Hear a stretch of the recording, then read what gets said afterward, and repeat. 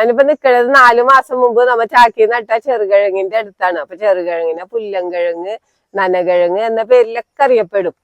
അപ്പൊ നമുക്ക് ഈ ചെറുകിഴങ്ങ് നമ്മ നട്ടേക്കണ എന്തിലാന്ന് വെച്ചാ കണ്ട, ചാക്കുകളിലാ നട്ടേട്ട. ചാക്കില് നമ്മുടെ വീട്ടിലെ പറമ്പിലേക്ക വേസ്റ്റും അതേപോലെ തന്നെ ചവറ മണ്ണൊക്കെ കൂടെ നിറച്ചിട്ടാണ് നട്ടു കൊടുത്തത്. കണ്ട, ഇതേപോലെ നമ്മ ഒരു മരത്തിന്റെ ചോട്ടിലാ നട്ടേക്കണത്. അപ്പൊ ഈ ചെറുകിഴങ്ങിനൊക്കാന്ന് വെച്ചാല് വലിയ സൂര്യപ്രകാശം ഒന്നും ആവശ്യമില്ല.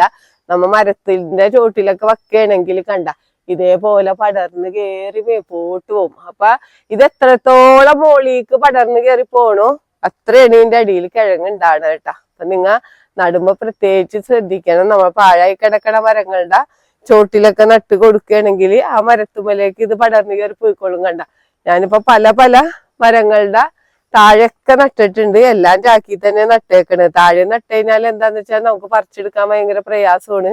പിന്നെ വെള്ളക്കെട്ടിലൊക്കെ കിഴങ്ങ് ചീഞ്ഞു പോവുകയും ചെയ്യും. നമ്മുടെ ഇവിടെ വെള്ളക്കെട്ടൊക്കെ ഉള്ള സ്ഥലമുള്ള. അപ്പൊ നമ്മ പല പല സ്ഥലത്ത് കണ്ട ഇതേപോലെ അടക്കാമരത്തുപോലും നമ്മ കയറ്റിയിട്ടുണ്ട് കേട്ടോ. അപ്പൊ നമ്മ ഇപ്പൊ ഇട്ട് കൊടുക്കാൻ പോണ എന്താന്ന് വെച്ച് കഴിഞ്ഞാല് ചാരമാണ് ഇട്ട് കൊടുക്കാൻ പോണ കേട്ടോ. വേറെ വളം ഒന്നും ആവശ്യമില്ല. നമുക്ക് ചാരം എന്ന് പറഞ്ഞാൽ നമ്മുടെ വീട്ടിലെ വിറക് കത്തിക്കണതോ അല്ലെങ്കിൽ ചാരം നമുക്ക് ചവറത്തിച്ചൊക്കെ നമുക്ക് ചാരം എടുക്കാം. ചാരം മാത്രം ഇട്ട് കൊടുത്താൽ മതി. അപ്പൊ നമ്മൾ ചാരം ഇട്ട് കൊടുക്കാൻ പോവുകയാണ് ചെറുകിഴങ്ങിന്.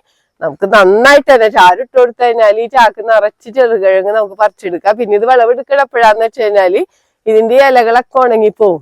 ഉണങ്ങിപ്പോകുമ്പോ നമുക്ക് ചാക്കിലാകുമ്പോ വളരെ എളുപ്പത്തിൽ ചാക്കങ്ങൾ കട്ട് ചെയ്തിട്ട് കിഴങ്ങ് വിളവെടുക്കാം. ചെറുകിഴങ്ങ് നട്ടേക്കണ എല്ലാവരും ഒരുപാട് പേർക്കാണ് ചെറുകിഴങ്ങിന്റെ വിത്തൊക്കെ അഴിച്ചു കൊടുത്തേക്കണത്.